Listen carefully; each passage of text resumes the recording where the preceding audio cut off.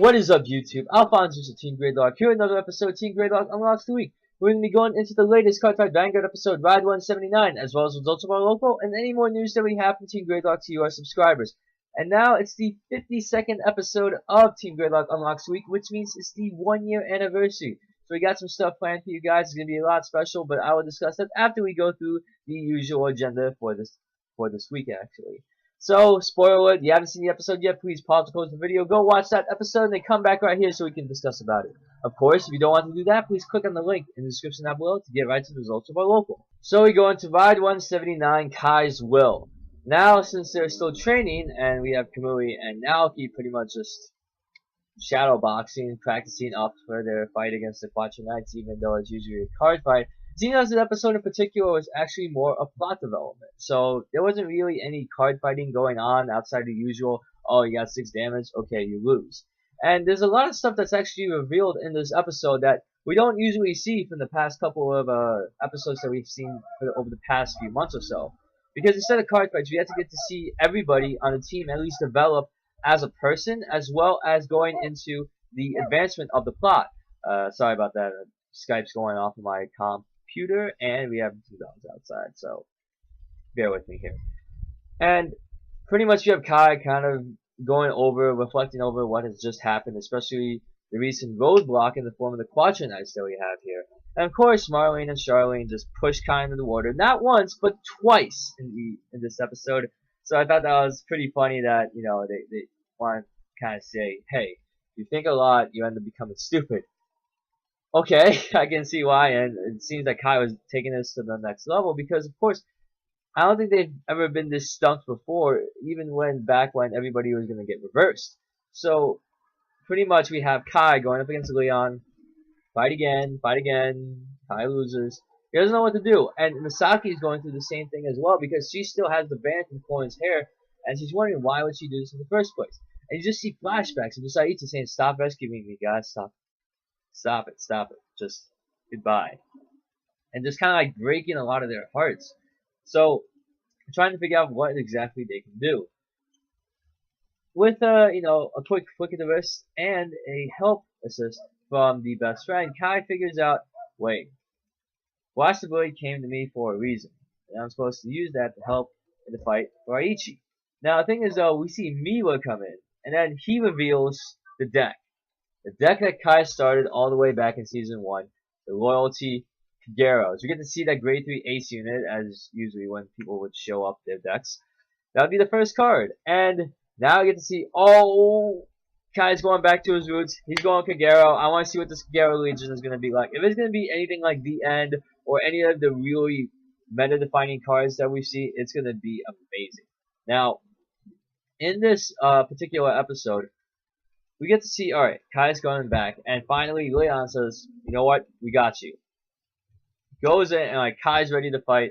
It's like, okay, the wind's finally blowing in your direction. And it's uplifting too, because now okay, I think I got it. And Misaki too, before Kai had this whole renaissance, Misaki also wanted to fight Leon as well. We don't get to see that card fight in particular. I'm not sure if she switches back to her roots in OTT, or maybe she just sticks with Genesis and comes up with a completely broken play. But whatever the case may be, it's going to be a lot hopeful. It's going to be a lot more hopeful from here on out. And by the time we get to the end of the episode, we finally get to see, alright, we're taking the boat back, and then we have another revelation as well. Apparently, Leon and Ren. It seems that, of course, those two were pretty much unaffected, even though that Ren kind of feigned it early on in the season. That Aichi approached both of them. The antagonists from seasons 1 and 2, they end up getting approached by Aichi to become part of the Quattro Knights. So, it's as if Aichi really sought out the best card fighters in the world that wasn't in his particular group, and wants them to be part of his team. And that was a big one. And of course, they wanted to stay neutral to it. Like, you can do whatever you want, but they already know that Aichi is going through some really serious stuff right now, that he's suffering. And, you know, I'm still trying to figure out why would he suffer this much, especially when you have the help of your friends around you. And that he would go out of his way to go against, well, almost complete strangers outside of, you know, Leon and Ren to actually come and fight for you. So outside of like the Quattro Knights, only Corrin is the one I actually have actually gotten to know over the past previous one. In the end, I like this episode. It really just shows every character going to be developed in some way, and how that both Leon and Ren kind of went back on their promise that they would stay neutral, with Ren revealing the place where the Quattro Knights actually resided, and Leon actually coming in and help train these people to seek out their mate Aichi and finally reunite with him and snap him out of this suffering that he's been going through for this season 4. Of course, this episode, I like it. It's really good. It's a nice break from, the usual, oh god, it's gonna be card fighting, people are gonna get their asses kicked, and judgment cast on them. But, I like it. I'm looking forward to the next episode. They didn't show the preview in the episode that I have seen on YouTube, but of course, feel free to just kind of like, Google or YouTube it yourself so you can just kind of catch up on that. Of course, you probably already watched it by the time you saw this episode, but I wasn't able to see the ending.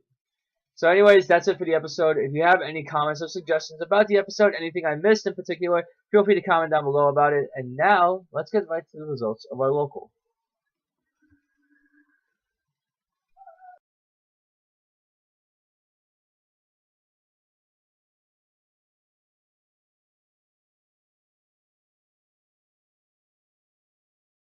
So I finally managed to make it to some tournaments on Friday and Saturday. Well, Friday not really, but in fact, it's starting to really kind of shift towards the buddy fight, because we're actually starting to grow quite a bit as a community, especially in terms of the buddy fight.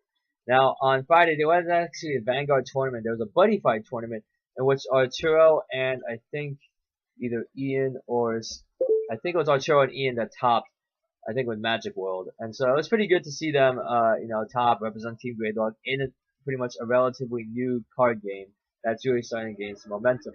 On Saturday, we had a big tournament, about 17, 19 people, and we had 5 rounds of Swiss top 8. So I went in with the Dimension Police as usual, repping those Dimensional Robos, 9 grade 3s, of course, for me. And so, let's get right into it. Round 1, I went up against Eric with Gold Paladins. Actually, no, I went up against Shane, and Shane was up with the Nova Grapplers.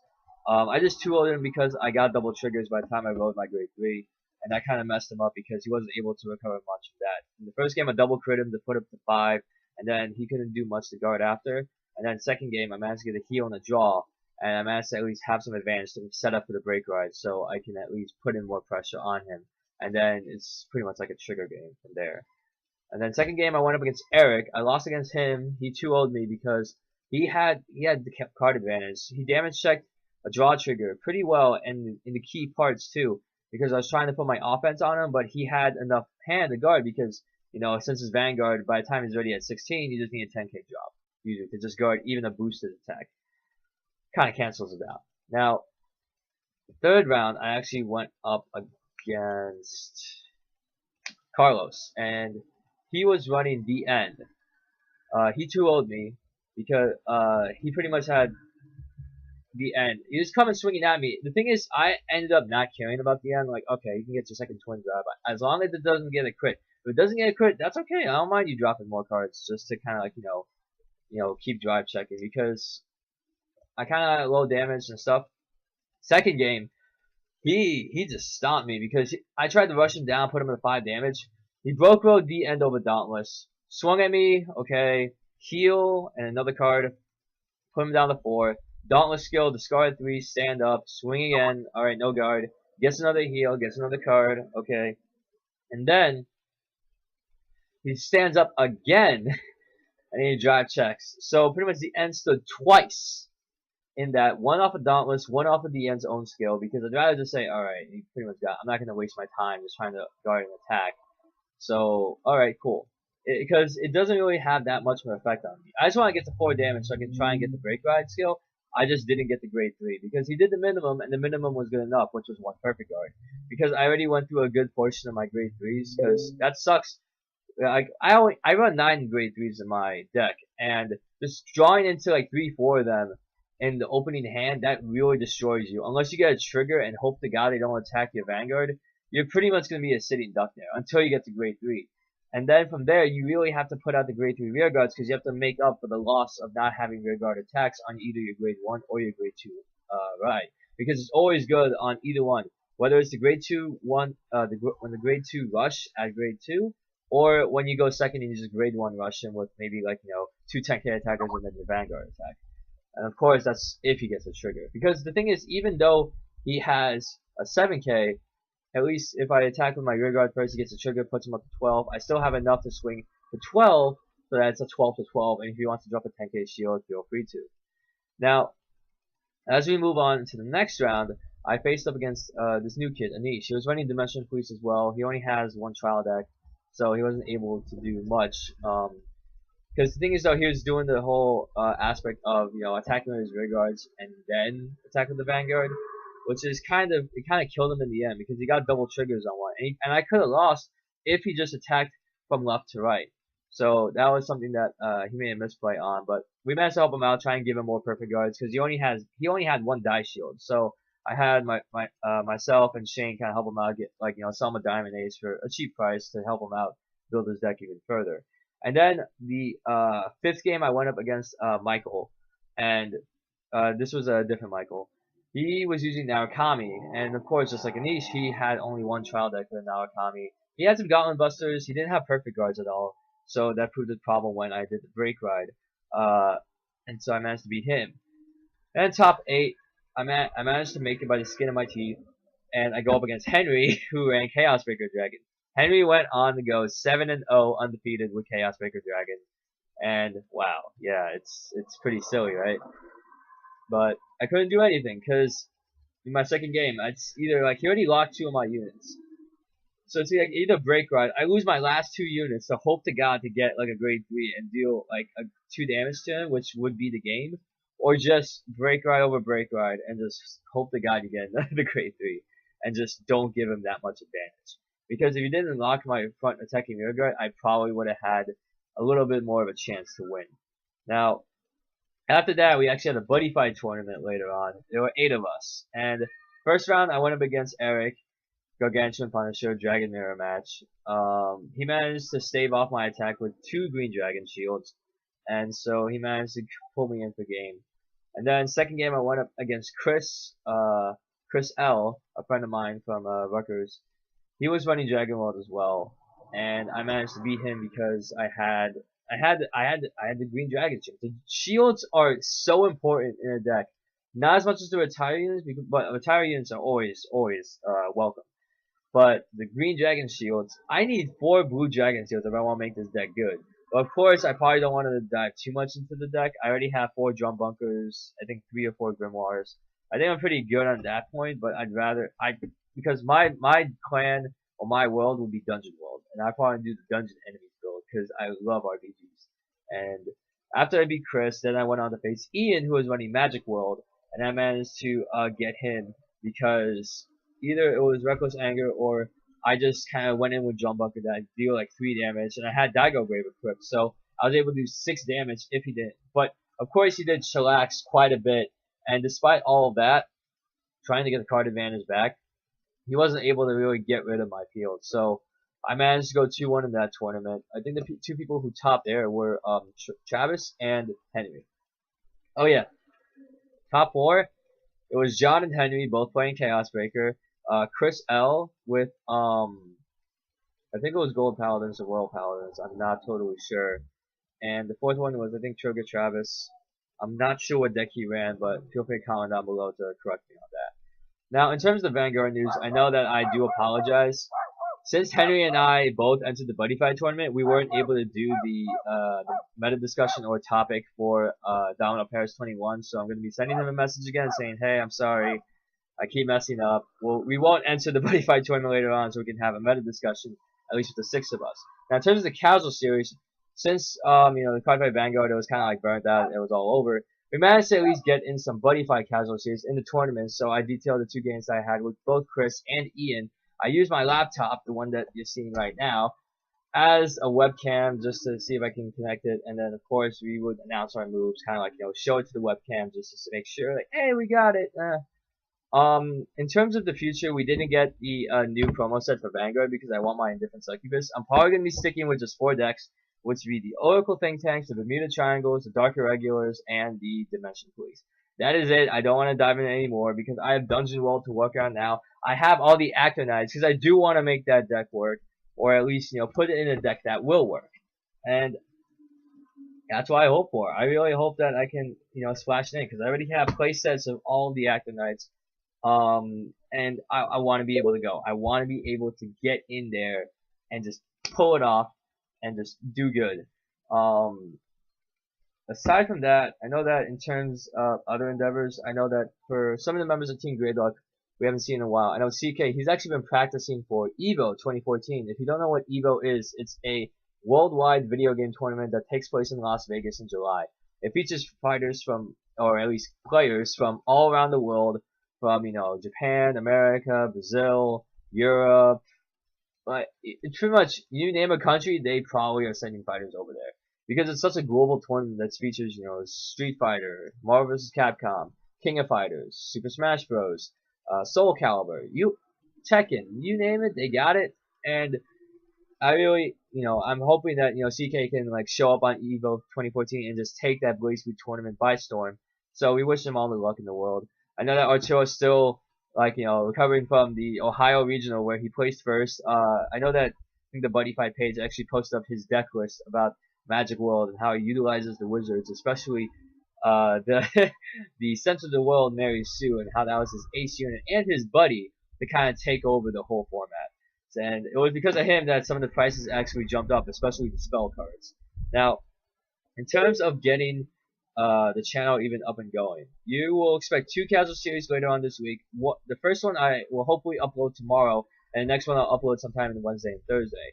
And Saturday, after the Vanguard tournament is done, we'll be able to have the finally we'll be able to have something for the channel spotlight for Domino Paris 21. And I'll be sure to contact him about that. Let's see, any other news? In terms of Vanguard, I know that a lot of stuff has been like a moot point. Some of our members kind of it can get pretty luck-sacky at times. But it seems like all of us, we're expanding our horizons quite a bit. I know that I've had a couple of my teammates on Team Gradelock that are actually part of League of Legends, forming a ranked team, whatever. And then we also have others where are trying to get into fighting games as well. And, like what I said with CK and Blaze Blue, and I know that Jason wants to get into Street Fighter a bit more. I even bought Ultra Street Fighter 4 on Steam, and I'm waiting for that whole download to go so I can get to practicing. Now, because I'm serious, this is actually pretty cool that we're expanding from our core. But even though that our core is Vanguard, we will still do stuff for you per Cardfight Vanguard, still box openings, still trade binders, still there's some silly casual series matches. And if you want to suggest even more, I know that one of the big requests that we have is to finally feature the Seal Dragons. And I know, I'm sorry, some of the matches weren't complete. I wasn't received any of the video files from some of the people, so I do apologize for that. We'll be able to at least follow up and have at least a casual series. I want to record one hopefully on either Wednesday or Friday, and we'll see what we can do if I can bring in another webcam or something like that.